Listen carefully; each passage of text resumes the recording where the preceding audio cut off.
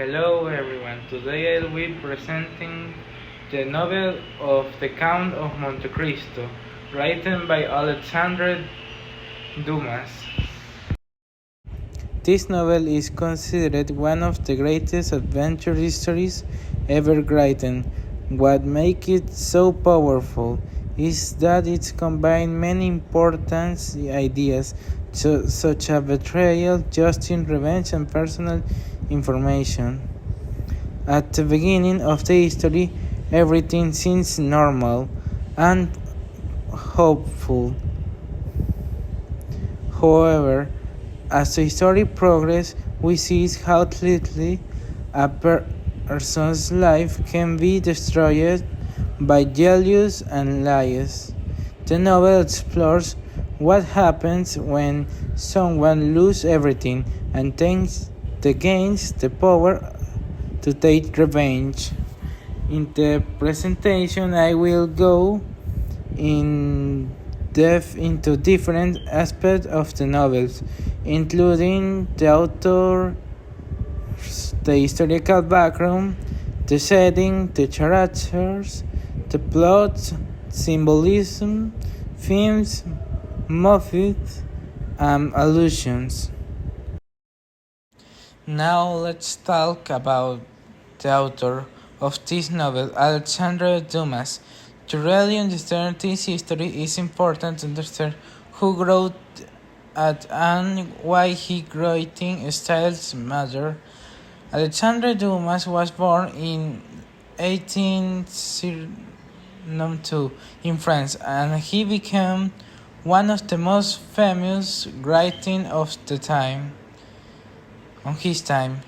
What made him different from many other writers was his ability to create histories that were both interesting and meaningful. At the same time, when people read his work, they are not only interested in what happened next, but they are also thinking about deeper ideas. Now, something interesting about Dumas is that he did not sit down and invent histories randomly. He often uses his real histories, events, and real life situations as inspiration. That means that even though the Count of Monte Cristo is fictional, is it connected to reality, and that makes the history feels more believable. Other important thing about Dumas is his writing style. His stories are very dynamic. There are always something happening. There is action, suspense, and emotional conflict. For example, in another one of his famous works, The Three Musketeers, we see adventure and friendship. But in The Count of Monte Cristo, the tone is more serious and focuses on darker themes like revenge and justice. Now let's think about something for a moment. Why do you think history about revenge are so popular? Maybe it's because people can imagine themselves in that situation. Maybe it's because it feels safely to see justice happen, or maybe it's because it made us question what is right and wrong. Thomas understood this very well. He knew how to create situations that would make readers feel emotional and think deeply at the same time. Another important detail is that Dumas often explores how people change when they go through difficult experience.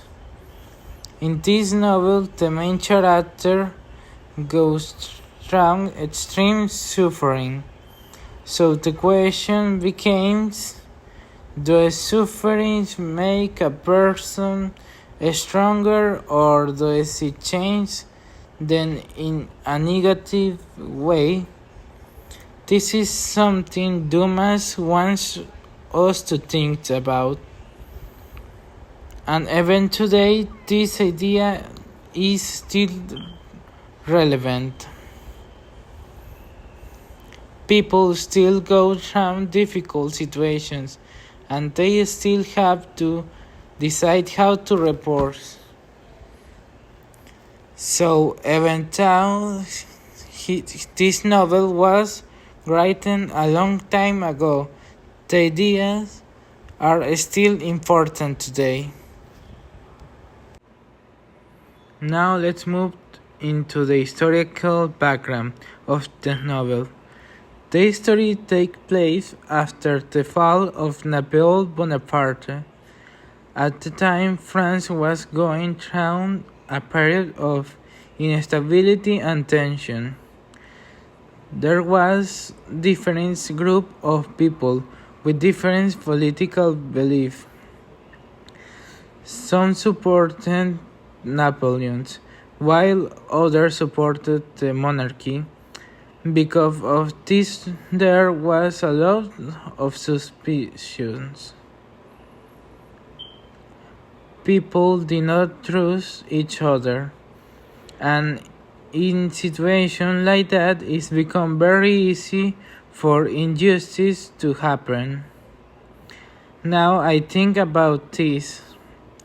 What happens when a society is full of fear and distrust? Usually, people start making decisions based on emotion instead of truth. And that is exactly what we see in this novel. Edmond Dantes is not arrested because he is wealthy. He is arrested because other people take advantage of the political situation. This is very important because it shows that his suffering is not just personal, it is also connected to society. In other words, the system itself is part of the problem. Now let's connect this to real life. Even today are situations where people are injured unfairly. Sometimes people are accused without enough evidence. Sometimes power is used in the wrong way. So even though this history takes place in the past, the message is still relevant. It reminds us that justice is not always warranted. And that is one of the reasons why this history feels so powerful. Now we're going to talk about the setting. The setting is very important because it reflects the emotional journey of the main character. At the beginning, we have Marseille. This place represents hope, opportunity, and a normal life. Everyone feels stable. Everything feels positive. But then everything changes when Edmond is sent to the Chateau d'If. This place is completely different.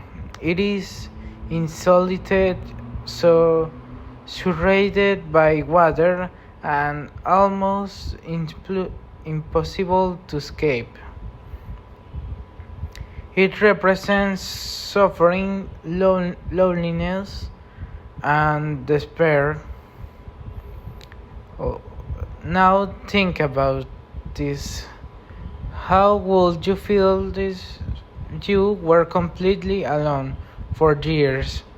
Most people would lose hope, and at first Edmund almost does. But over time, something interesting happened. Even though he is physically thrived, his mind becomes stronger. He begin he begins to learn. He begins to think different. So the prisoner becomes a place of transformation. Later, when the story moved to Paris, the scene changed again. Now we see wealth, power, and influence. This shows how much Edmond has changed. So the setting is not just a place, it's a reflection of his journey. Now let's analyze the characters. The main character, Edmond Dantes, goes down one of the biggest transformations into literature. At the beginning, he is innocent and trusting. He believes in fairness, but after being betrayed, he realizes that the world is not always just. This changed him deeply. Now think about if someone loses everything, do they stay the same? Usually, the answer is not, and that is exactly what happened here. Edmond became more intelligent, careful, and more strategic. Another character is Ave Faria. He is like a teacher and a guide. Without him, Edmond will not become who he is later. The antagonists also represent different human weakness. Fernand Mondego, jealousy. Danglars, greed. And Belfort, corruption. Each one show a different reason why people do wrong things. Now let's go deeper into the plot of the Count of Monte Cristo, because this is where everything's come together. At the very beginning of the history, we see Edmond Dantes as a young man who was everything going for him. He is successful at work, respected by others, and about to marry the woman he loves. Everything in his life seems stable and positive, but this is exactly what creates the conflict. About this, why do you people become jealous? In many cases, it's because someone else has something they want, and that is exactly what happens here. The people around Edmond begin to feel envy instead of supporting him. They decide to destroy him. They create a false accusation, and because of the political situation at that time, he is arrested without a proper investigation. Now, this moment is very important because in just a short time, Edmond goes from having everything to losing everything, and this sudden change show how unfair life can be. Now let's talk about time in prison. At first, Edmond is confused. He doesn't understand why this is happening. Then he became desperate, and finally he begins to lose hope, asking what would happen to his mind if you were locked away for years without knowledge why. Most people would break, and in a way Edmond almost does, but then something changed. He met Ave. This is one of the most important turning points in the entire history. Faria does not just help Edmond escape, he helps him grow. He teaches him with knowledge, skills, and most importantly, how to think. He also gives him a sense of purpose again. And this is the key, because without purpose, Edmond would remain hopeless. Now, after many years, Edmond escaped from prison in a dramatic way.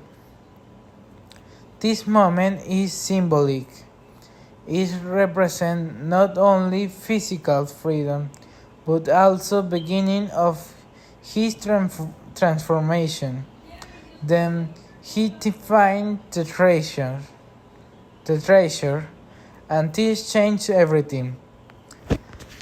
Now we see what would he do if he suddenly had unlimited power and money. Will will he start a new life, or will he forget the past, or see revenge? Edmond chose revenge, but his revenge is not impulsive. It's slow, calculated, and very strategic. He creates a new identity, the Count of Monte Cristo, and begins to re-entire society. What is interesting is that he does not attack his enemies directly. Instead, he studies them. He learns about their lives, their weakness, and their secrets. And then, step by step, he begins to destroy them from within. This makes the plot much more psychological than physical. It's not just about action, it is about control, intelligence, and patience. Now we're going to talk about symbolism. Symbolism means that object or place represent biggest ideas. First, let's talk about the prison. The Chateau d'If is not just a physical place, it represents injustice, isolation, and suffering, but it also represents transformation. Think about this: how can a place or suffering also create growth? Because it forces a person to change. Next, Uh, the treasure. The treasure represents more than just money. It represents opportunity, power, and it represents a second change. Without treasure, Edmond could not become the Count of Monte Cristo. Now let's talk about identity. Edmond created multiple identities. Each one represents a different version of himself. So the question is, which one is the real Edmond? Is it the innocent young man or the powerful count? This shows the identity is not fixed; it can change. Now let's explore the theme in more depth. The most obvious theme is revenge, but the novel does not simply say revenge is good. Instead, it asks questions. Does revenge bring happiness? Does it fit the past? Or does it create more pain? At first, revenge seems justified, but as the story continues, we begin to see its consequence. Another theme is justice. Edmond believes he is delivering justice, but is he really acting out at anger? This is where the story becomes more complex. There is also the theme of knowledge. Edmond becomes powerful, not just because of the money, but because of what he learned. This shows that knowledge is a form of power. And finally, there is forgiveness.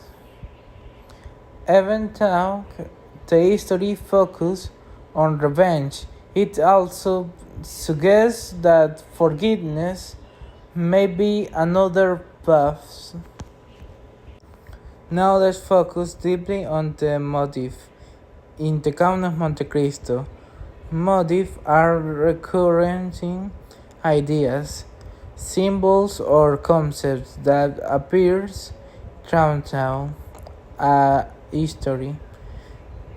They may seem small at first, but they help give the history its deeper meaning.